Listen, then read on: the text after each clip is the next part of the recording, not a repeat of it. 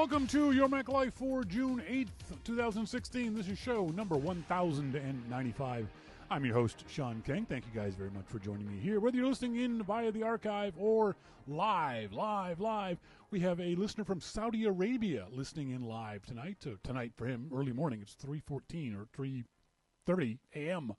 for Khaled in Riyadh, Saudi Arabia. So Khaled, special thank you to you for joining us here on the live show. As always, whether you're tuned in live or whether you're listening to the archive, doesn't matter how. You can always send us emails to onair@yourmaclifeshow.com. But the show is always better if you can listen in live. You can join us in one of our two chat rooms, thanks to our good friend Monty. We have an IRC chat room set up. Go to the front page of the yourmaclifeshow.com website, and right there below the video, Monty set it up so it's real easy. You just type your name in, and it drops you into the IRC. Or, if you'd like a more full-featured chat client, join us in the Telegram room. That was set up a couple months ago now. It's actually really good. As I keep saying, the Telegram room is open 24 hours a day. So anytime you want to come in and ask a question or talk to me or Khaled or Lauren or Sherry or any number of other people, you're more than welcome to do that. So it's kind of cool. I like it. So it's also a great way to send pictures back and forth. One of our listeners, Steve in Alberta, is a drone pilot, and he takes pictures from his drone, takes some really cool shots with drones. So join us there.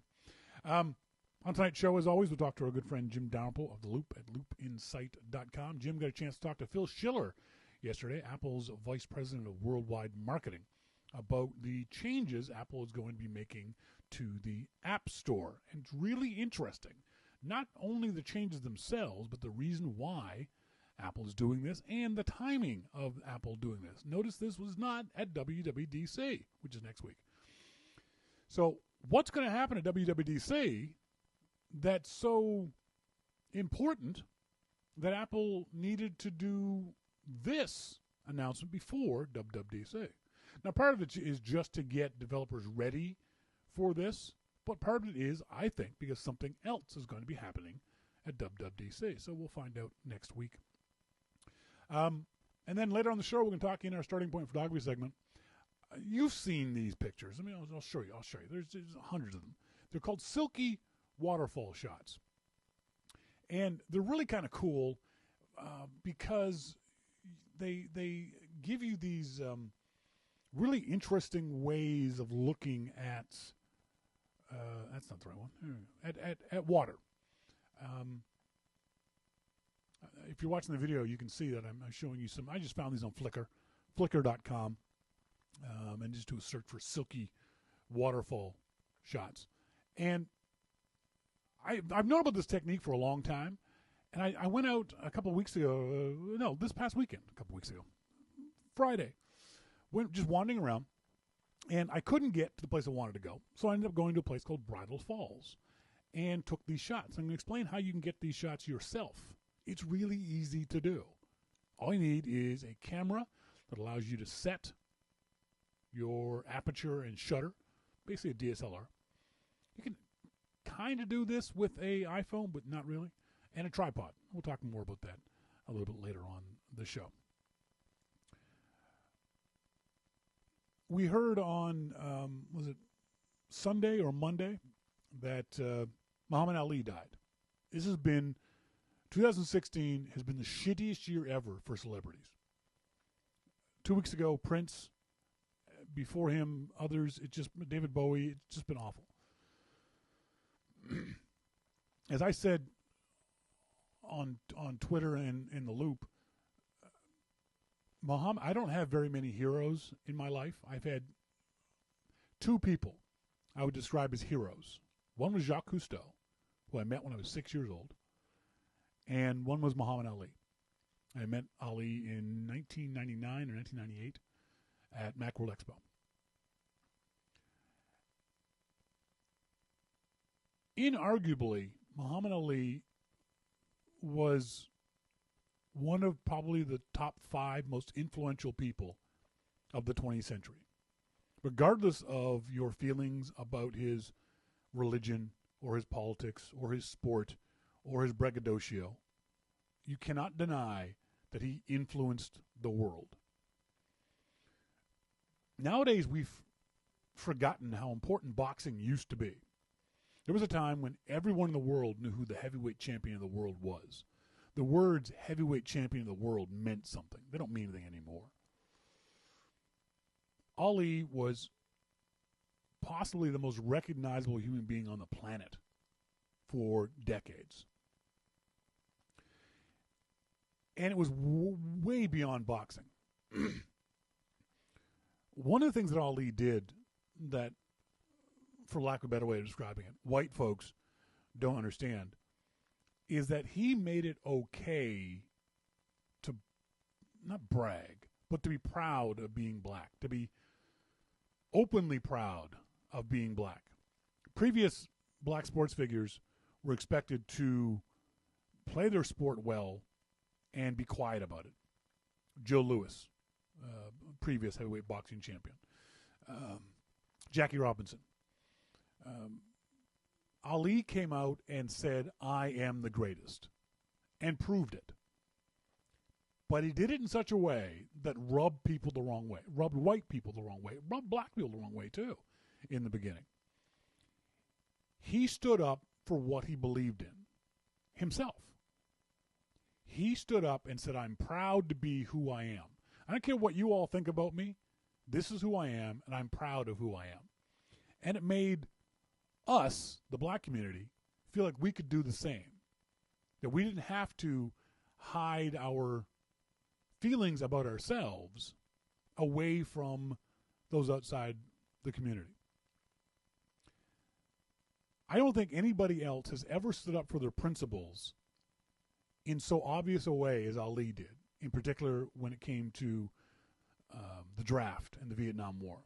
It's hard for us here in the 21st century to imagine the situation Ali was in. It was tough for him to be a conscientious objector to a war playing the sport he played. He beat people up for a living. So it was hard for folks to understand, well, then why wouldn't you just go over there and kill people? His most famous line was, I ain't got no trouble with those Viet Cong. There's a famous story that Ali came back from the Rome Summer Olympics, where he had just become the light heavyweight champion, won the gold medal, and was very proud of himself, and went into a restaurant in Louisville, Kentucky, his hometown, and ordered a meal. And the waiter, the owner, the manager, whoever it was, said to him, we don't serve niggers here. And Ali said, that's good, 'cause I don't want to eat any. Ali couldn't understand, and I understand his point, why he should go serve a country that treated him that way. One of the famous incidences of his life was after he changed his name from Cassius Clay to Muhammad Ali. Some boxer they were about to fight wouldn't call him Muhammad. In all the press stuff, he called him Cassius Clay. And during the fight, while Ali pummeled the hell out of this guy, he kept saying, what's my name? What's my name? If you get a chance to go to YouTube and watch some of his fight videos, he was amazing to watch fight. We missed those 3 years, 3.5 years, he wasn't allowed to fight, were his prime. But if you see some of the fights beforehand, he was a beautiful boxer. He wasn't a brawler. He rarely got hit in the face. He was, someone described him as a lightweight in a heavyweight's body. He boxed in a way that no one had ever boxed before or in the heavyweight class since, with speed and elegance and grace and a ability that you wouldn't believe. I was too young to see him during those times. I remember seeing the fight in Zaire with George Foreman. And in those days, we thought Foreman was going to kill Muhammad Ali. George Foreman was undefeated and a monster. He was a brawler. He was a guy who beat the hell out of people. And we knew that Ali was getting older and slower, and we thought that Ali was going to die, literally die, that George Foreman was going to kill him. I believe that fight was on TV. I still remember sitting around watching that fight. And we were so proud of Ali. Even though he didn't box Foreman, he's outsmarted him. In 1999, Apple had a program called the Apple Masters, where Apple would give product to various celebrities and movie stars and singers and that kind of stuff. And Ali was part of that program. And I got to go backstage and meet him, and I don't even remember who else. I know there was others there, but I don't even remember who they were. And this is 1999, so his Parkinson's was well developed by then. It wasn't as bad as it got to be later. But he sort of didn't say a whole lot. But I got the chance to shake his hand and tell him how much he meant to me. How proud I was to have shaken his hand. I had tears in my eyes. And he didn't say anything to me, but he gave me that boxer thing on the chin. And I wish to this day that someone had taken a picture of that, because that would be my proudest picture ever. It was a remarkable life to go from that brash 20-year-old, 21-year-old winning the world championship to being not a draft dodger, but to going through what he went through with the U.S. government, to his post-fighting life, where the irony of his voice being taken away from him was not lost on anybody. And then the life he led afterwards of peace, of promoting Islam and telling people what Islam actually was all about, and opening up the Muhammad Ali Center in Louisville, Kentucky. And people don't remember that he negotiated the release of American hostages in Iraq. He did a lot of amazing things. He was a UN ambassador for peace. He was a guy who beat people up for a living, but became an ambassador for peace. We're never going to have another athlete like Muhammad Ali. Athletes nowadays can't do or won't do what Ali does because of endorsements. One of the big knocks on Michael Jordan was the fact that he never did those kinds of things. Stood up for the community, as it said. That's his choice. That's his choice. Ali stood up for the things that he believed in, both privately and publicly. And you got to admire the man for that. You got to admire his life. It was a remarkable life. And speaking of remarkable lives, my grandmother passed away on Sunday. Nana. I was her first grandchild. I was born on her birthday, May 7th. And my Nana made the best molasses cookies ever. So, Nana, I miss you. When we come back, we'll talk to our good friend Jim Dalrymple of The Loop at loopinsight.com. This is your Mac Life.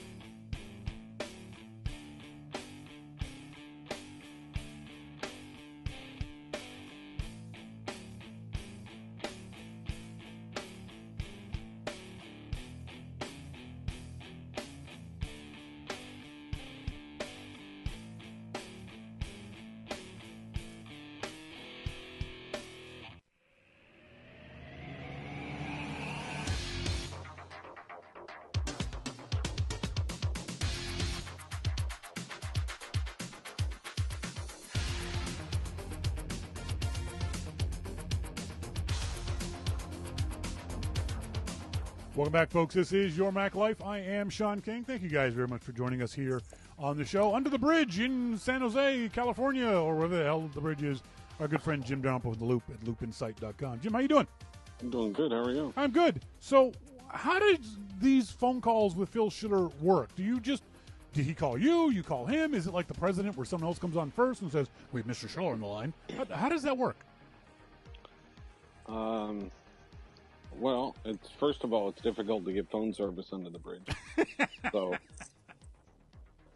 no, you have a scheduled time, and they call, and Phil is there, and away you go. Why do you think that Schiller not called you? It's obvious why he called you, because you're devilishly handsome. Why do you think Schiller did this ahead of WWDC? This is something it seems like it would be a perfect announcement at WWDC. You know, it's funny, but he talked about that. With WDC only a few days away. Yeah. I thought the same thing. But as we began talking, I started to realize, and he mentioned there's a lot of stuff that they're doing. Yeah. So, I was on the phone with him for quite a while. Yeah. It wasn't, like a 5-minute, here are the things. It was quite a while that we were on the phone. And certainly longer than a normal briefing that you would have on a product. Yeah. Because a lot of this stuff was pretty deep. They just wouldn't be able to cover that in a keynote. I don't doubt that they'll mention it next week during the keynote. Yeah. But there's no way they would have left so many unanswered questions at the keynote if they said, "Oh yeah, and we have search ads, and we're adding these categories back in, and we're doing this other stuff, and app discovery is going to be great." And thanks. Yeah. Yeah. People would have been sitting there going, "What?" So it made sense that they did it. This is the first time they've ever done that. Yeah, that's right. So.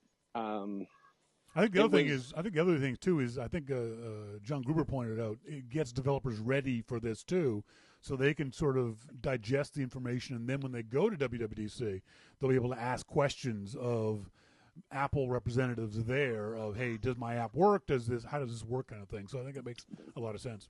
Yeah, and there still are a lot of questions. People are asking me questions all day, and I'm sure Gruber as well. There are a lot of questions that we know the answers to, a lot that we don't. Yeah. I think it's impressive that Apple is going to run this as a beta and not charge developers in the beta period, but they're going to run this as a beta for the summer to make sure that it all works. Yeah. So, that's a good thing. It's interesting that Apple made this choice. This is the sort of thing that developers certainly have been asking for a long time. And I don't know if you talked about it, but give me your thoughts on this idea that this only comes about because Schiller took over this aspect of the iTunes Store from Eddie Q. Because, funny about that. Yeah, isn't it though? And I'm sure that Schiller didn't say anything along those lines, but do you think that's the reason why? Or was this inevitable Apple was going to do this? Is this because of Schiller? Or was this inevitable? I think it's because of Schiller. Yeah. I really do. I mean, I've been talking and interviewing Phil for a lot of years. I know that he cares about Apple. Yeah. As an employee, as a person, he cares about Apple, but he also cares about developers. He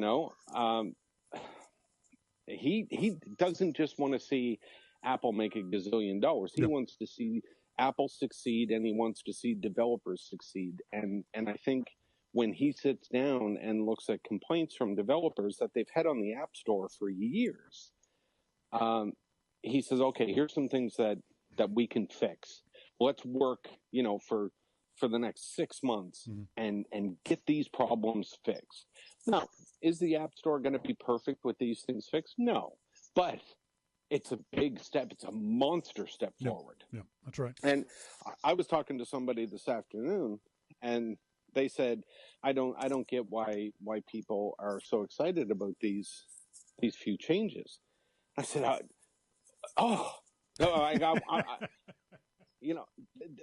these are huge changes to the way that developers can do business, that they can get their apps found. I mean, yes, like having 3D touch on an app and having the share sheet come up may seem like a small thing, but it all helps. Yeah. The fact that Apple is going to systematically do some things to help people share apps that they like, because how do we mostly find apps? You write and say, hey, I found this great app. Yep. Or, you share an app on Twitter and say, hey, this is a great app. I just started using it and I love it. Yeah, that's how we find apps, because we other people tell us that these are great apps.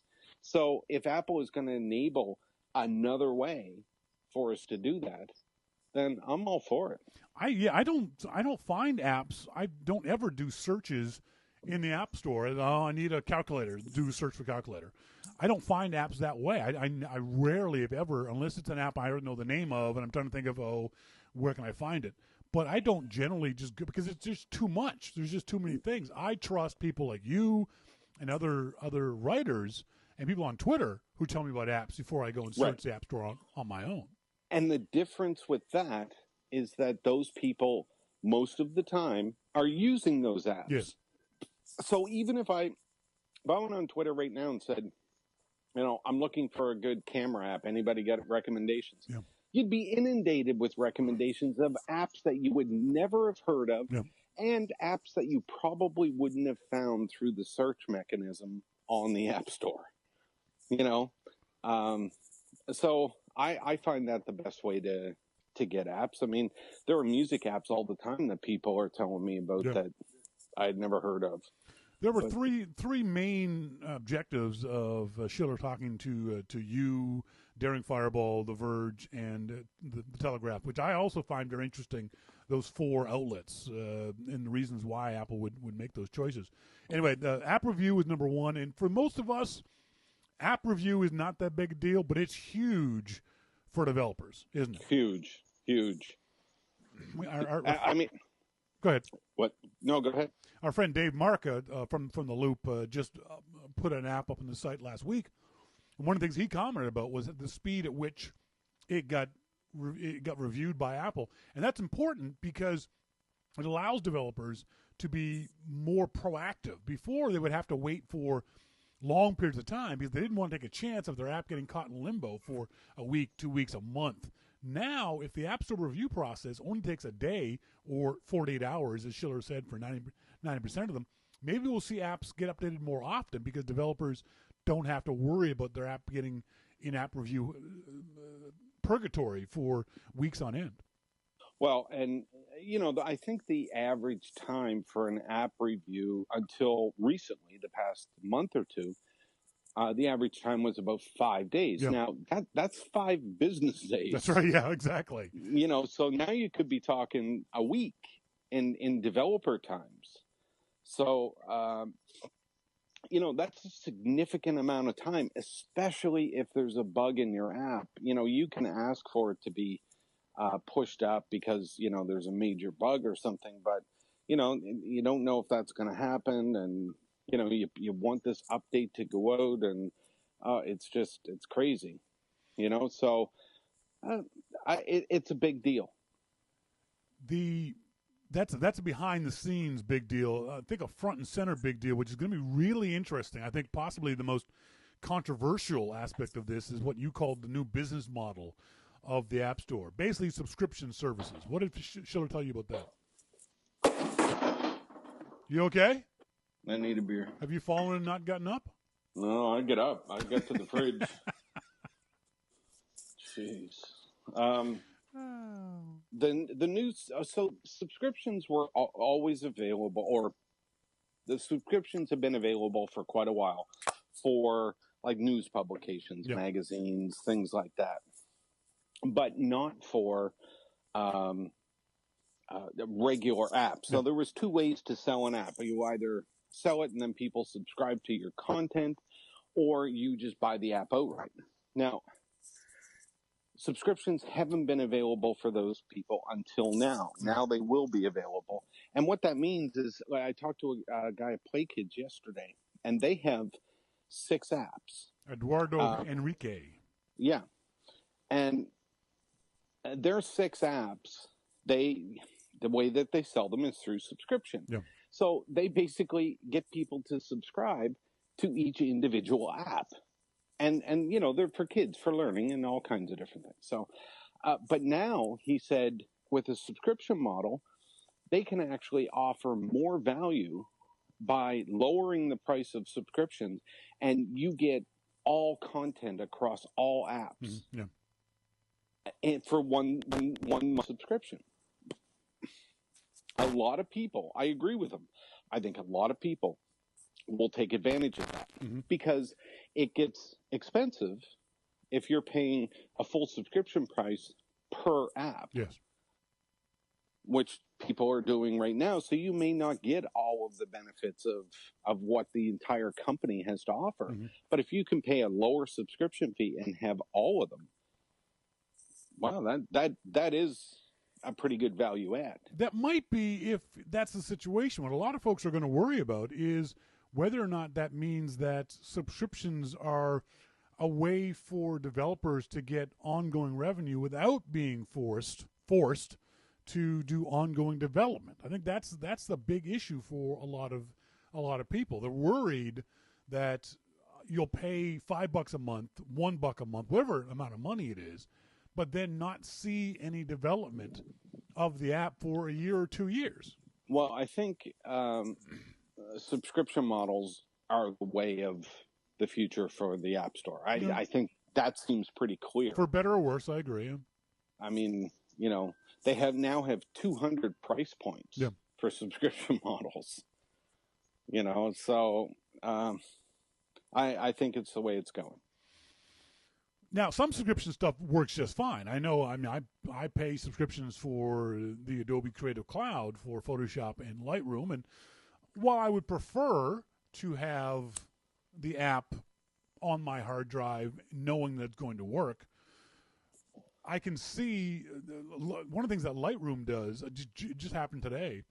Adobe updated Lightroom, the Creative Cloud version of Lightroom, to include a new functionality that won't be available to those folks who have the standalone version. So it's kind of like blackmail for some apps. And I'm afraid that's what's going to happen in the future, that developers would say, you can only have this if you pay X numbers of dollars. The other problem is that with a lot of subscription apps and services, when you stop paying the subscription, the app stops working.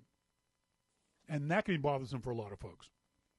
Well, there's different ways of doing business. And I think Gruber also said in his article, the fact is most people or a lot of people don't want to pay for apps at all. True. That's fair. Yeah. I mean, so you're not going to be able to please everybody. I am of the firm belief that developers should be paid one way or another. I agree. For their apps. Yep. A lot of times, I would rather just purchase an app outright. Yes. And that's just me, and maybe it's because it's, old. That's the way it used to be. Yeah, that's right. In the good old days, you buy it, you own it. But we're doing all kinds of different things these days in subscriptions. So, this is just another one of those things that's moving right along with it. From a developer point of view, you can see, remember, this is for WWDC Developer Conference. So from a developer point of view, a lot of them like subscriptions because it's ongoing revenue. They know they're going to get X numbers of dollars on the 31st of every month. And so they can plan going ahead. They don't have to put out an app and get a big lump sum of money as people find out about their app in the first month or 2 months, and then get no money for 8 months afterwards. So from a developer point of view, that makes sense. Hopefully there will be a responsible developer community, isn't the way I actually want to phrase that, but for sake of argument, let's say it that way, where they won't take advantage of this, where developers won't just do it for every single app. There's going to be a game that's going to cost me $1 a month to play, and I don't see any updates or changes to the game for 2 years. Hopefully that's not going to be the way this works going forward. We'll see. But a lot of folks, as Mosquito was saying in the Telegram room, and I've seen on the Loop, a lot of folks detest subscription software. I'm not a fan of it. I'm like you. Maybe it's because we're old school. I want the app on my hard drive, knowing it's going to work for as long as I have it on the hard drive and the operating system supports it. So I'm a fan of having those apps. Now, along with this, was there any mechanism? Did you speak to Schiller at all about something else that at least users and a lot of developers want to talk about? Is the free trial kind of thing, the 30-day trial period that we used to get a lot on software, now we get none of in the App Store? No. Yeah, no, that wasn't a topic at all. That's too bad, because that's something that I love that idea. There's so many apps on the App Store that I will not try because they're not because they're $5 or $10 or $20. It's because I want to test them out for myself first before I give you the $5, the $10, the $20. I wish we could test out all of them. You know, I mean, that would be a good thing. But DJ McIntosh asked in the IRC chat room, would subscriptions change the freemium apps, like paying for subscription to Candy Crush to get everything? I think that's part of why Apple is doing this. I think Apple wants to get away from this idea of in-app purchases because there's been so much flack over the last few years about this kind of thing where people are racking up huge charges on this. And a lot of folks just don't like the idea of the in-app purchase kind of thing, where they'd rather pay $2 a month for Candy Crush and get all the Candy Crush for the whole month. I think that the people that complain about in-app purchases will probably complain about that too. True. you know, I mean, I really do. Maybe I'm wrong, but I just think that, I mean, I'm like we talked about, I'm old school, you're old school. We kind of like having the apps, but yet we move along with what the industry currently does. And, you know, you have a subscription to Lightroom, whereas I own Pixelmator. Yes. You know, I use Pixelmator, you know, all the time. The thing is open in my dock. And I love it. And it suits my needs. If Pixelmator went to a subscription, I would probably follow it and go and buy a subscription to Pixelmator. And, you know, get all of their apps. Because, you know, it's just one of those apps that I love. So eventually we may see all of our apps like this. We just don't know. It could be Mac, iOS, you know, everything that we use could be based on a subscription. Yeah, it's true. Monty says in the IRC chat room, if there was a test drive for apps, there's no question I would buy a larger quantity of more expensive apps. I don't disagree. Yeah, neither do I. I think that there's probably a test drive or upgrades or, you know, whatever you're going to put into that group is probably a pretty tricky thing technically to achieve. So, you know, we'll see what they do with it. I believe that what Schiller showed today was impressive. It's going to be interesting to see how this works going forward too, because there's a bunch of changes in here that affect both users and developers. The third major thing that Schiller talked about was this idea of app discovery, and in particular, ads, search ads. What did he tell you about this? Why Apple's doing this? Search ads are kind of interesting because it seems on the surface to be very un-Apple-like. Yes. You know, but when you have to look at two things, I think. First is, if you go on Google and search for an app, you see ads. That's right. From app developers. That's right. So they are currently buying keywords on Google. Yep. Right? So, and Schiller said that developers have come to Apple and said, I will pay you to be part of a collection of apps. So like a photo collection, put my photo app in there and I'll pay you for that. And Apple has turned them all down. And I think the quote that Schiller gave that I put in the story was that the App Store is not for sale. Yes.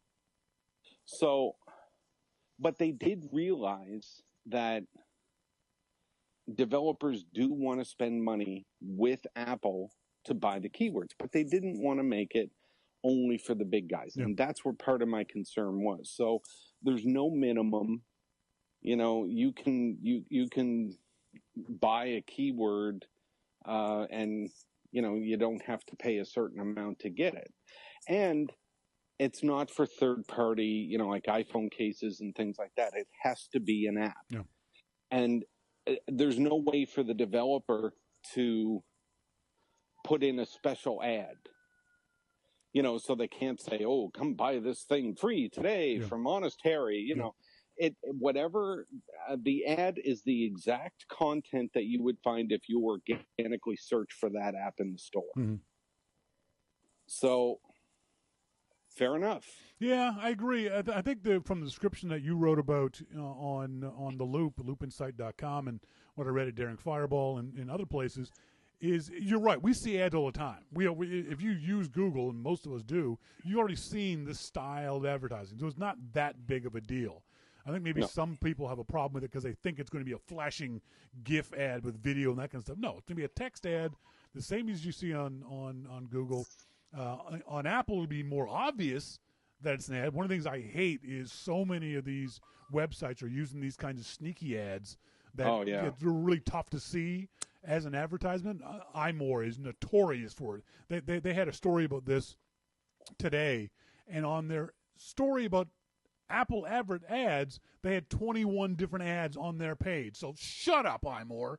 But a lot of them are kind of hidden. They're not obviously an ad. And Schiller was very clear to all you folks in saying that you're going to know this is an advertisement. This is going to be very obviously an ad, and you can ignore it or click on it at your leisure. The other complaint folks have is, that means big companies will be able to buy up all the keywords. Well, guess what? They do already. This is not an additional punishment for the smaller guys. Smaller guys are getting punished anyway. Well, and they're going to try and make that fair.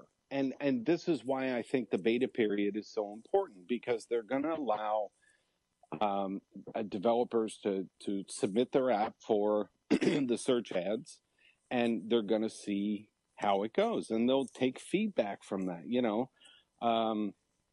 but that's how ads work. That's how search ads work. So we'll see how it goes. If it can be a fair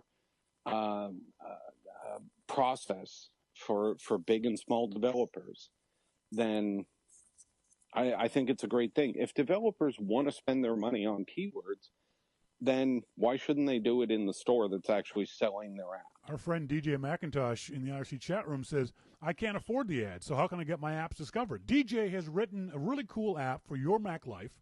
You can go to for the Apple TV. You can go to the Apple TV store, do a search for your Mac Life, 99 cents. DJ's created this ad where you can, and I don't know why you'd want to do this, watch your Mac Life on your Apple TV, which is really kind of a cool idea. Now, DJ's a small developer. He's not going to be able to afford these things. And here's what I say to DJ. Sorry, nothing changes. There's nothing you can do about that. How do you know? How do you know? We don't even know what the ads are going to cost. There's no minimum. So it's a bidding, it's an auction, but there's no minimum. Yeah. But, so if you find a keyword that you like and there's no minimum, you can bid whatever you want. Yeah. And you only pay when somebody engages with that ad. You don't pay for a view. You pay per click. Right. But the point is, DJ's asking, how did his app get discovered? Well, it's the same way it got discovered yesterday. If you don't have money to promote, to market, to get your app out there in front of people, whether it be reviewers or on the App Store, this isn't going to change anything. So there's nothing changes here from that point of view. It still sucks for a small developer, but Apple's job isn't to prop up small developers. Well, see, I don't know. I think it's Apple's job to help small developers where they can. Yes. I really do. And I don't, it's not their job to build a company for a small developer. Yeah. But I think it's Apple's job not to ignore small developers in favor of these large companies that, and, cater to them. I wouldn't want to see Apple cater to the larger companies in getting all this stuff done. Yeah, I'd also like to think that Apple is looking at the quality of the apps too. I would like and maybe give the smaller guys a little bit more of a boost than the bigger guys. Adobe doesn't need help selling Lightroom. Pixelmator may need help selling Pixelmator. I don't think they do because it's a great app and we both love it. But that's what I'm talking about. Is the Pixelmator guys are a smaller company. Lightroom is Adobe and they're a huge behemoth. So let's give a little more love to Pixelmator over Lightroom, assuming the same app and the same quality and all those other kinds of issues too. Yeah, I agree. Do you think that because of this, I think the success of this, because this is the only thing anyone's talking about all day today in the Macintosh community, this I hope is going to be something Apple is going to continue to do. You're giving these pre-event briefings to influential, shall we call you, members of the Mac media, that people who can get the word out and get us talking about these kinds of things, because these are, as you said at the beginning, not things you can really talk about in 2 minutes at a keynote. This is something that requires a lot of thought, a lot of writing, a lot of reading, a lot of talking about. And you're right, this is not the kind of thing that they could have just thrown off at the keynote in front of 4,000 developers and had people go, what? Wait, what was that? What? Yeah, exactly. You just changed my business model. What? Yeah. Yeah, and this was a very smart move. Yep. And, there, like I said, there was a lot to talk about, and it was a long conversation to go over everything. I think it was a good conversation too. From what I read from the four outlets that Apple spoke to, you guys covered things really, really well. Let's do one more quick story. Did you see these new Apple Music ads featuring DJ Khaled, Naomi Campbell, and Ray Liotta? I saw Ray's. Wasn't the Ray one just kind of weird? And Ray Liotta does that creepy face better than any human being on the planet except for Robert De Niro. I know. I hit my head during. I know, man. I thought Ray was looking at me. You absolutely believe that Ray Liotta, if he wasn't an actor, would be a hitman. Yeah. And he wouldn't be a gun hitman. He'd strangle you. Oh yeah, he'd do it with his hands, not because he had to, but because he liked to. Exactly, because he wanted to. I'll give you a discount. You let me kill him with my hands. Yeah, I absolutely love Ray Liotta. He's in that TV show with J-Lo, Shades of Blue. Just such a good show because of him, because he plays that character so well. Everything that he does is just so good. I mean, I can't imagine being his neighbor and having him look over your fence or something, I mean, Jesus. But it's a funny ad. I don't know who DJ Khaled is. I know he's famous for Snapchat and music and that kind of stuff. I don't know who the guy is. But I thought it was a very funny ad. I thought it was a very clever ad in a really weird situation, too. Do you notice the difference in ads, though? Apple Music ads are different than the rest of Apple's ads. The rest of Apple's ads focus on the product. Mm-hmm. Apple Music ads focus on the celebrity. Do you think that's because the product isn't as good? Well, I don't know. You tell me. Yeah, Mr. Schiller, I'd like to introduce you to Apple Music. That's right. Please, Phil, take over Apple Music too. But the other ad, if you haven't seen the other one with DJ Khaled and Naomi Campbell, that one was just weird. First of all, it was a bad voiceover. Her voiceover was just terrible, and the two didn't seem to even know each other, let alone like each other or want to kiss on a car. It was that one to me was strange. But I want to see more. Okay, now you're just freaking me out. This is freaking me out more than Ray Liotta because I can see Ray looking through the windshield of the car. No. Ray Liotta isn't in that one. It's just DJ Khaled.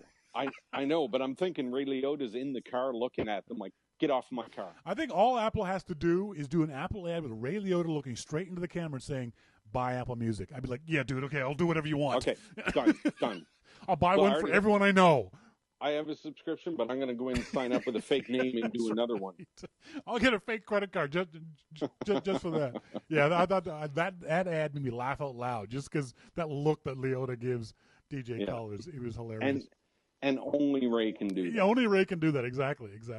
Folks, I've been talking to Jim Dalrymple of The Loop at loopinsight.com. He's here each and every week. He has his own podcast up in the iTunes store. Do a search for Jim Dalrymple, and you can find them. Jim, thanks for joining me, buddy. Thanks a lot. Talk to you later. See ya. Bye. Yeah, those. If you haven't seen them, go to the Apple Video, Apple YouTube thing where they post their ads, and check out the DJ Khaled ad and the Naomi Campbell. The Naomi Campbell one was just strange, but the DJ Khaled and Ray Liotta ad was just hilarious. I loved it, just absolutely loved it.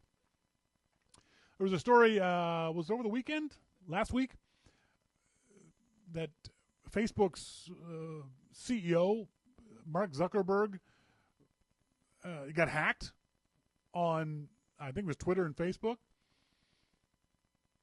And it was very funny that someone made the point of, well, if Zuckerberg can get hacked, what's the hope for the rest of us? The hope for the rest of us is not use shitty passwords. That's why he got hacked. He didn't get hacked because, he got hacked because of who he is, but he got hacked because his passwords were bad. Folks, use good passwords. It's not hard. Apparently the issue was that because he reused passwords, or he used a LinkedIn password in other different places. Use different passwords. It's not hard. It's one password. I've been a huge fan of 1Password for a long time. The Canadian company, great people, great tech support. 1Password.com. It's fairly easy to use. Read up on it. Then all you have to do is remember 1Password, and 1Password will do all your other passwords for you. I'm just going to pull up 1Password here and see. I don't know. I'm going to check to make sure it doesn't do this. So for those folks who are watching the video, so here it is. There's 1Password, right? So the app just asked me for my master password, and I put that in. And here's all the different things I have passwords for. You see all this stuff? These are different passwords. Every single one of these is a different password. And I've got hundreds and hundreds and hundreds of different passwords in here. And they're all complicated passwords. They're all passwords I have no hope of remembering. I have no chance whatsoever. If I ever forget my 1Password password, I am screwed. Because I don't even know what my passwords are for these websites. I could not tell you what my banking password was. I could not tell you what my Facebook password, my Twitter password. I don't know what they are. I have no clue what they are. I know they're 12 characters or more, and they're complicated. If you get these kinds of services, 1Password, LastPass, there's a bunch of others, but I prefer 1Password. I'm not going to say you're not going to get hacked, but your odds go way, way down. Plus, because you can use different passwords on different websites, there's no danger of, if someone does find 1Password for your Twitter account, they can't use it for your Facebook account and for your Google account and for every other account you use. Get better passwords, Zuckerberg. It's not that hard. The other I often rail about, I'll describe this, nerds and geeks assuming that what's good for them or what they like, everyone's going to like. It's a common problem. It's a common problem for everybody, but certainly in the tech media. And this story is a perfect example of that from Vox. Why home 3D printing never lived up to the hype. Can you guess why? Can you figure out why? Why do you think home 3D printing never lived up to the hype? Well, the answer is easy. Because none of us want to do it. Normal people don't want to 3D print something. Normal folks have no idea of what they would 3D print. The average everyday consumer doesn't give a rat's ass about 3D printing. But the tech media, the nerds and the geeks thought, this is the greatest thing ever. This is so cool. I can 3D print this golem. I can 3D print a dragon. I can 3D print my nerd stuff. So yes, everyone's going to love this. No, dude, you love it. You didn't talk to normal people and ask them. That's what I do.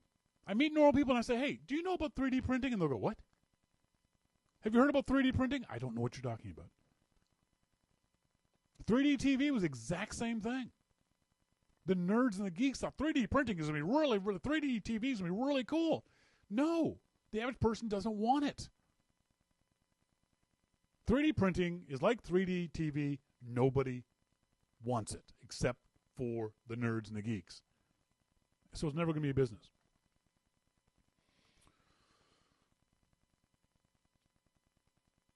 Wayne says, even the casual person who would think it was neat, they're not going to shell out until prices come way down. I don't think the average person thinks 3D printing is neat. I don't think the average person cares about 3D printing. Not only does the price have to come down, the process has to become a lot easier too. Say you wanted to 3D print a knife for your dinner table.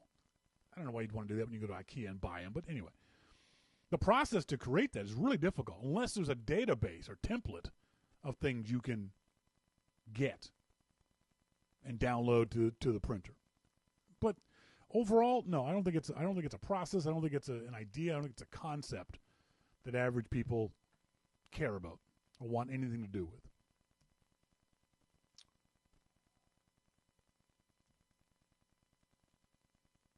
For some reason, what is that?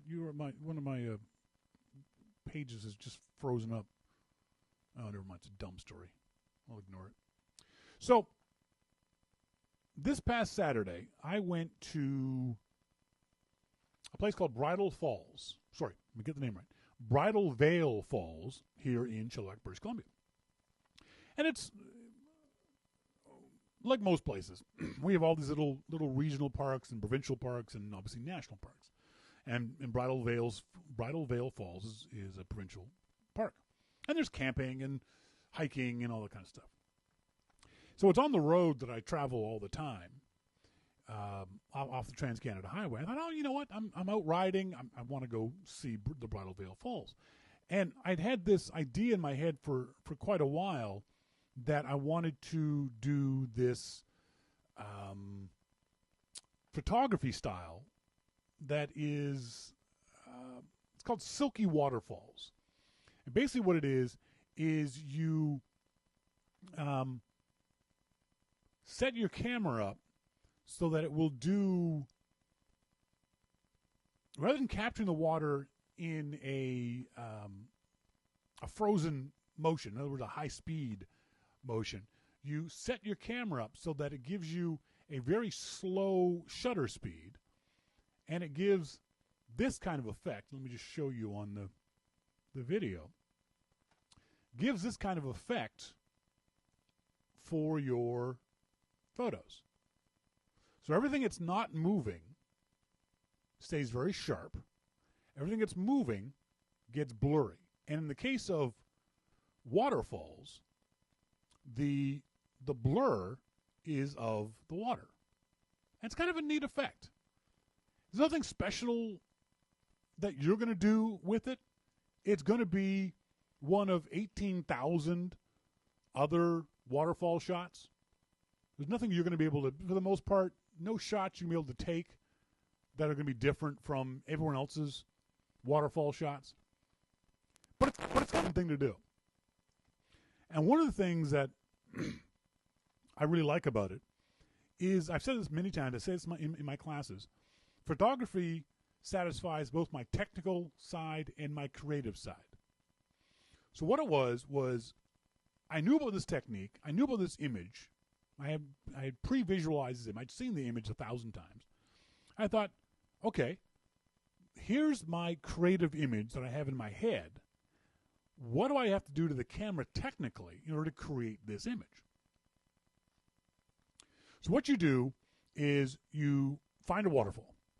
And it doesn't have to be a big waterfall. It doesn't have to be a Niagara Falls waterfall. It can be any waterfall. It can be a small stream, a brook, anything that's where the water is moving. It can be at the seaside. You can go to the beach and do this technique. the important thing is to, first of all, as I'm always harping on, is know how to use your camera. Know how to set your camera's functions, the settings, aperture, shutter speed, ISO, exposure, that kind of stuff. Read your manual. Play around with your camera. This is a good way of playing around with those settings to sort of get a sense of how changing them changes the image. So the first thing you do, and here's an example of the shot. So you got to go find a waterfall. Now, if someone had told me before I got to Bridal Veil Falls that it would be a 20-minute hike uphill, I might not have gone. Not a hiker. Not a big fan. And mostly it's because I'm fat and out of shape, okay? But partially it's also because I've got bad knees. And hiking up a waterfall or up a mountainside, there's no trail. There's a trail for part of it, but to get to the water, there was no trail. It's kind of hard on my knees. Plus, I'm carrying a $2,000 camera and a tripod. So it's kind of like, I don't want to, I've got no way of putting my hands down. If I fall, I roll down to the bottom of the mountain. Well, it wouldn't be any fun. But I walked up. I stopped all the time. I kept looking around for the water. That's one of the important things, is don't just walk up to water and take a picture. Find the right water. If you're going to take an image that everyone else has done, make it your image. Make it your vision of this image. Now, I have no doubt that if you did a search on Flickr, you could find the exact same waterfalls of Bridal Veil Falls that I did. So I tried to find something that was a little different than what other folks were taking pictures of. Now, I'll show you the fall pictures that I've got aren't of Bridal Veil Falls themselves. I'll show you a picture of the actual Bridal Veil Falls. This is Bridal Veil Falls, and this is, in this video, I didn't have a wide enough angle on the lens to get all of this. This is on the video you're watching, but 100 feet high. I think Bridal Veil Falls probably 250 feet high. So there's a lot of waterfall here. But the pictures I took were of water further down the mountain. So here's a shot I took with the camera, my Nikon D600. And by the way, you have to have a tripod for this. You cannot take these shots hand-holding them. It's impossible. It's impossible to get this silky waterfall image holding the camera because you can't hold steady enough. This is all about long shutter speeds. Anything from half a second to 5 seconds or maybe even longer, depending on the light. So you've got to get yourself a tripod. Now, tripods, a lot of folks, I'm just trying to see if no, I don't. Tripods come in various sizes and weights and costs and that kind of stuff. Get yourself a $100 tripod. That's not cheap, but it's not expensive. It's not going to be light, but it won't be heavy. It doesn't have to be a huge, long thing. My tripod shrinks down to about that much. It fits in the saddlebag of my motorcycle. It's a Manfrotto travel pod, and it's designed to shrink down. And I've got another bigger, taller tripod for when I have a car. But you need something to hold the tripod, to hold the camera steady. So the first thing you have to do is be really careful, because generally these kinds of things are not going to be in paved areas. So it's best to go someplace either with a buddy or with a lot of other people around. I didn't go with anybody, but there's lots of people at the falls. But your own personal safety is crucial. One of the things that I learned from reading about this stuff is that the waterfall itself is almost less important than what's around the waterfall. You know you're going to be able to get the silky water. So look for the terrain, the flora, the fauna around the waterfall, to fill in more of the picture, to get your composition to be better. Monty says, another thing I found fascinating about this technique of photographing moving water, the water looks completely different with a digital camera than the same shot would look on a film camera. The silky cotton candy look to moving water comes across in digital better than it ever did in film. I didn't know that. Cool. So what you want to do is, as I did in this shot, I found a spot that I thought would be kind of interesting. I like the look of the water on the left-hand side of the image. The tree branch on the right-hand side sort of has an arc. And the rocks in the lower right and the leaves in the upper left. But you can see in the image, in the top of the image, it's all blown out. In other words, you can't see any detail. It's all white in the center of the image. And that's something you have to watch out for. Because this is all about slow shutter speeds, what that means is that your shutter speed opens up and stays open for a long period of time. The longer your shutter is open, the more light that comes in. Well, if there's too much light, you get that blown out effect. I went out yesterday to see if I could do the same shot of some rapids in the area. And because I was out at 2 o'clock in the afternoon, none of the shots came out. They were all crap because there was too much light. So you have to keep that in mind too. Look for shots that are kind of either in the shade or done later in the day or earlier in the morning. Don't try to take these kind of shots at noon. It'll be almost impossible to get these kinds of shots at noon because of the amount of time you need to open your shutter up. So I took that one picture. Here's another example of the same kinds of shot. These were just sort of framing shots. These were just sort of shots I took to see what it would look like in the camera. And you can see up here it says 1/13 of a second at f8 with ISO 400. Now I knew that was going to be too fast. I knew that just looking at the image, even on the back of the camera, it wasn't going to be enough silkiness for me. It was still catching a lot of the water in a way I didn't really want to be captured. So I started playing around with the settings of my camera. Now remember, this is all on a tripod.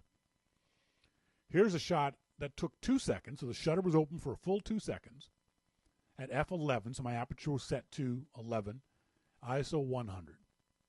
And I could see, looking at this one, it was too bright. You can see how the center of the image is nothing but white. So now this is where learning how to use your camera comes into play. This is where learning how a camera works or how settings affect your image comes into play. If you don't know these things, you walk up to this shot, you take a picture, and you look at it, you go, not a very good picture, and you walk away. But if you know how to set your camera, if you know what changing the aperture does, changing the ISO does, changing the shutter speed does, remember that's the triangle we've talked about before of aperture, shutter speed, and ISO. If you know how those things affect light and affect your image, you can start playing around with them to see which settings give you the kind of shot you want. So this one, obviously, 2 seconds seems like a good enough time.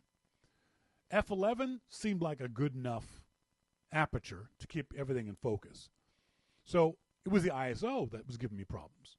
So what I did in my camera is I set my ISO down to the lowest possible ISO it could have.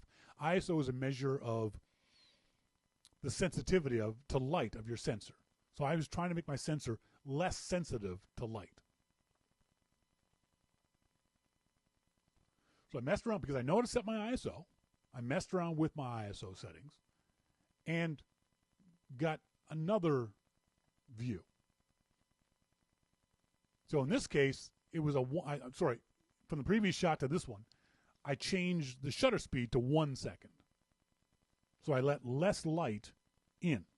Didn't give me the effect I wanted.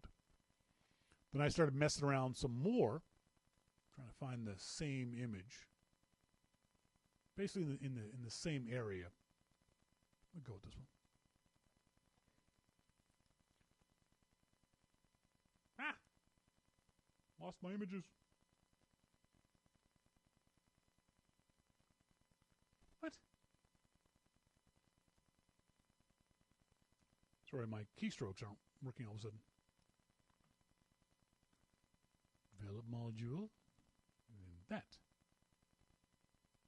Why does it say no photo selected? Stop it!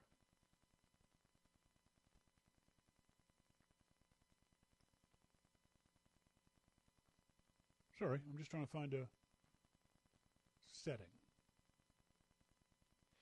So in this shot, it was a 3-second exposure with my f-stop at 22, my ISO at 50. What happened here was I recognized from the previous shots I was letting in too much light. And so it was blowing out the whites of the water. So because I know how this stuff affects my photography, I knew setting the shutter to stay open for 3 seconds was going to let a lot of light in. So I increased my aperture to 22. Now, aperture at f22 means that the hole of the opening is very, very tiny. So even though the shutter was going to stay open longer, because the hole was smaller, as a ratio, less light came in. And I decreased the aperture on the shot. I also set my exposure control, or my exposure compensation, on my camera to -5. So I did everything I possibly could to restrict light coming into my camera. And I came up with this shot. And I like this shot. Now, this is the shot directly out of the camera. I like the way it came out. I like the silky look of the shot. And in Lightroom, I was able to bring it into Lightroom and make it be a shot that brightened up the green, brightened up the rocks, brightened up the wood beams that are on the sides, increased some of the shadows or the detail in the shadows. Same with this shot. Again, it's a 3-second exposure at f22, so a very, very small opening in the aperture, and then messed around with it in Lightroom. This shot I really like because the water isn't dead center. Again, the water wasn't the most important aspect of it. It was these rocks here at the bottom. I thought the rocks were really kind of cool with the leaves and the brown and the water. The best shot, though, I think, came out from a version of this shot. I cut out, if you see in the previous shot, all this stuff up top didn't work for me. Remember, one of the things I've often said on the show in this segment is crop out that stuff that's not important in your shot. Focus in on the thing of your shot that's important. And in this case, I cropped out all those bits at the top that weren't important to the shot or that were distracting from the shot. So it enabled me to still get in that log on the right-hand side I liked, and the trees or the leaves in the upper left-hand corner, but gave me this really nice view of the separate bands of water coming down. And then because it's Lightroom, I was able to crop it in a different kind of way too. So there's the long crop or the wide crop, and there's the narrow, more focused crop. This is a really easy technique to do. It's really kind of fun to sit there with your tripod and my camera on the back of it. A lot of DSLRs will have this thing called live view, which basically lets me, rather than having to look through the little tiny viewfinder, I'm looking at the back of my screen. So I was able to make changes, take a picture, and then see the results right away and be able to zoom in on the bits that I like. The other thing I did was I set the timer on my camera. You don't want to push your camera. You don't want to have it on a tripod and then push the button, because that will do camera shake. So what I did was I set it up for a 2-second timer. So I pushed the shutter, took my hands off the camera. 2 seconds later, it would take a picture. Or you can use a remote camera release too. The other thing you want to do is make sure that you turn, and this is a weird thing, turn vibration reduction off your camera, either on the camera body or on the lens. Weirdly enough, vibration reduction is great for when you're hand holding the camera, but weirdly enough, when you put a camera on a tripod, vibration reduction actually causes problems. So you want to be able to turn that off. You want to know how to turn that off. And on Nikon and Canon, it's a switch on the lens. On Olympus, it's a function of the body. So you have to go in the menus and switch things in the body. It could be different from Pentax and Fuji and all the other stuff. So know how to turn that off too. It's one of those techniques that's fun. It takes some time. I was probably at this waterfall for an hour at 3 or 4 different locations. So I probably spent 15 minutes at each location. Definitely took 5 minutes just looking around and seeing where it was safe to walk, where it was where I got the right angle with the right view, with the right bushes and water and logs and that kind of stuff. So wander around the area, look for different shots, look for different angles and different viewpoints, and then just start playing around with the settings. Learn what your settings are. Remember, learn, focus, practice. So learn how to change the settings on your camera. Go out to focus on just this kind of shooting, which is what I did, and then practice it. I took 500 pictures in the hour I was there. I would click, look at the picture, figure out what was wrong with the picture, make changes to the camera, click, look at the picture, click, look at the picture, and just kept doing that until I got the images that I wanted to. You can do it just by trial and error, but it only took me 15 minutes to get the shots I wanted in each location, because I didn't have to do trial and error. I knew, okay, this kind of light, try this, that didn't work, all right, try this, there, boom, that worked. But if you're a beginner and want to try this out, just play around with the settings. The biggest thing is set your ISO as low as it can go, set your aperture as big a number as it can go, and then set your shutter speed to wherever fits best. Half a second, 1 second, 3 seconds, that kind of stuff. So play around with that. Hope you enjoyed that. As always, if you have any questions about photography in general, or this segment, or cameras, or anything like that, I'm always happy to answer photography questions from you guys. Send me an email to Shawn at yourmaclifeshow.com, and I'll see what I can do about answering photography questions. We got some from you folks. I'm going to do the Rich Madison. I think Rich is in the Rich's show. Rich, yeah. Rich, I'm sorry, Rich. I said I was going to do that on this week's show, but I wanted to do it in next week's show. Rich took some beautiful shots of the Blue Angels, the flying, I don't want to call it a stunt team, because they're not really a stunt team, but the Blue Angels, I think they fly F-16s. Rick, correct me if I'm wrong.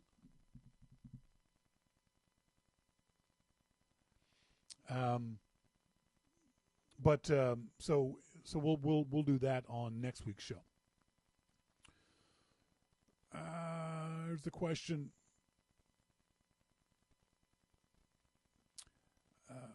I'm using a Nikon. I'm trying to follow the rule of thirds, but the exposure meter either shows underexposed or overexposed. What should I do? I guess the short version is to learn what the rule of thirds is. The rule of thirds has nothing to do with exposure. Rule of thirds is all about composition. So you're trying to equate two different things. Rule of thirds is about composition. Your exposure is about light. So the two don't have anything to do with each other. So don't think of them as being the same. That being said, you can change your exposure by using some of the same tips I just talked about. Increase or decrease your aperture. Increase or decrease your ISO, depending on whether you're underexposed or overexposed. Increase or decrease your shutter speed. That's how you manipulate exposure. Give some of those things a try.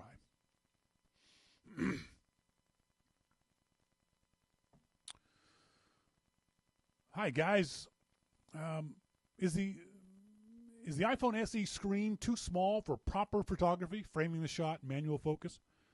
I don't think so. I think I'm a firm believer that you can take good pictures no matter what camera you have, as long as you stay within the performance envelope of that camera. The iPhone SE is a perfectly good camera. Whether it's good for framing the shot, manual focus, depends on your eyes.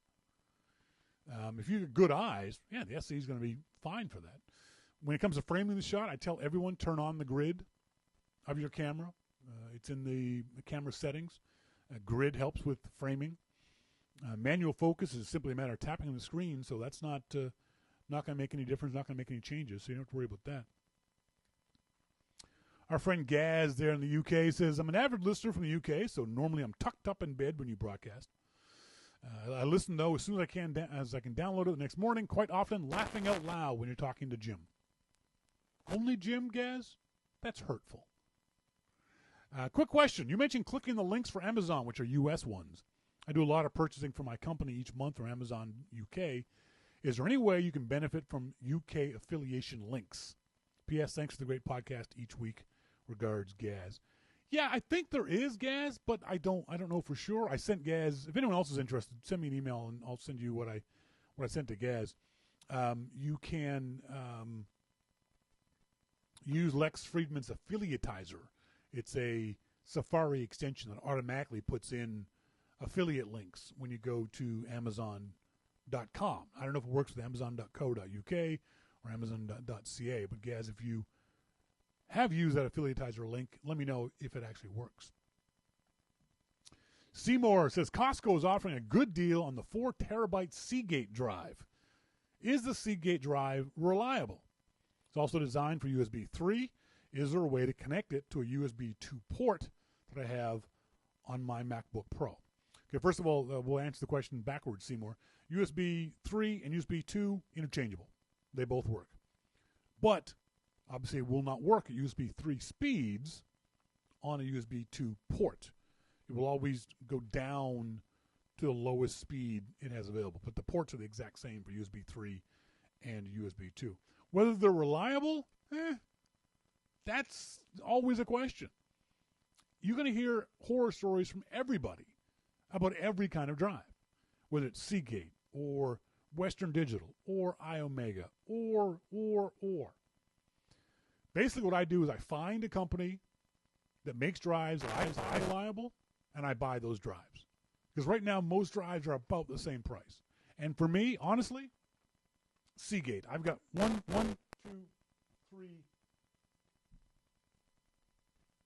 three Seagate drives, one Elgato drive, and I know I've got and in my bag I've got a third or fourth Seagate drive. I like Seagate. I haven't had any fewer problems than those. I have had problems with iOmega drives. I haven't bought those in years.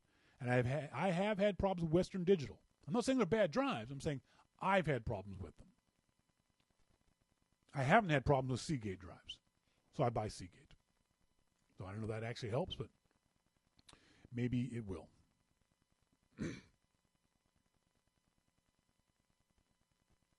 Just checking the chat room, see if anyone's asking questions. Shawn, that's Rick. Yes, and Rick says, Shawn, the Blue Angels are currently flying FA-18 Hornets. Scott Randall from the Long Island Macintosh User Group says, Shawn, I found it quite interesting and despicable that journalists are resorting to sensationalism to get clicks or sell publications. They do this no matter who they hurt. A similar situation exists here on Long Island. The Long Island newspaper called Newsday has released an editorial that contains very confusing remarks about the faculty of the college at which I teach. The editor wrote the whole thing based on his opinion and never bothered to check the facts. His statements were in fact untrue, but so general that a lawsuit would not be practical. Most of our faculty are very dedicated to giving our students a quality education. Some of this editor's remarks might discourage prospective students from attending. First of all, you say the editor wrote the whole thing based on his opinion. Unfortunately, that's that's what editorial is. Editorial is opinion. Now, you'd want the opinion to be based on facts, but don't equate editorial positions with quote-unquote journalism. That's one thing. I also find it really strange that lately most of the articles on the tech sites are based on rumors. Have they run out of things to write about? I think it's ridiculous to write about a product that no one has yet seen, and the companies, particularly Apple, have not yet announced anything concrete about. Lots of the writers in these sites are also posting a wish list for the next Mac OS. I, on the other hand, have only one wish. Release an OS that does not break anything. Yeah, I agree with you, and as people who have listened to the show over the years know, that I have always hated rumors for the most part, unless I can verify the rumor personally. The problem is people like rumors. There's no other way around it. People like rumors. You don't. I don't. A lot of people don't. But more people do. It's a factor of, I don't know if it's a factor of the information age, but it's a factor of, I want to know things before you know them. I want to be able to say, yes, I knew that last month, or I read that last week. I don't care. Were you one of those kids that a week before Christmas or Christmas Eve you shook your presents so you could guess what was in them? I never was. I don't care to. For the most part, I've stopped reading rumors.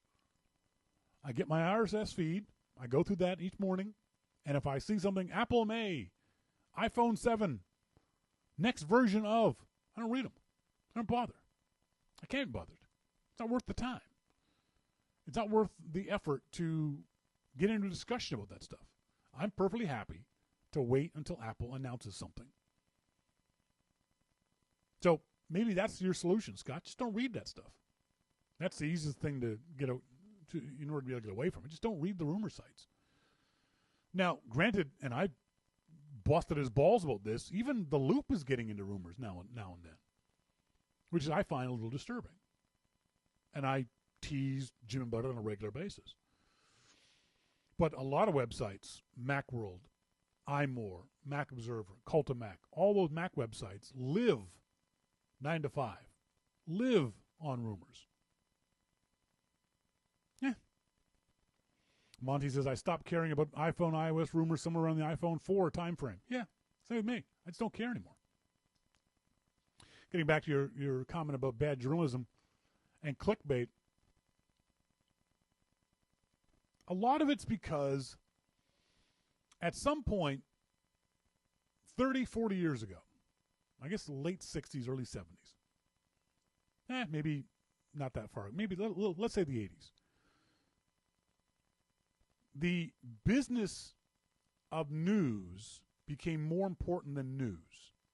What I mean by that is that making money from the news became more important than the news. And maybe we can trace it to CNN.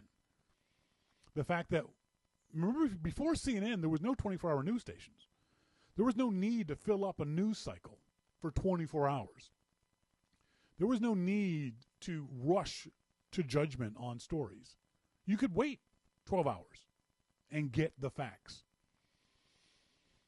CNN started it, but the internet definitely increased it. Because ad revenues have gone down so far, every website that makes money off of eyeballs has had to find ways to increase the number of eyeballs that show up.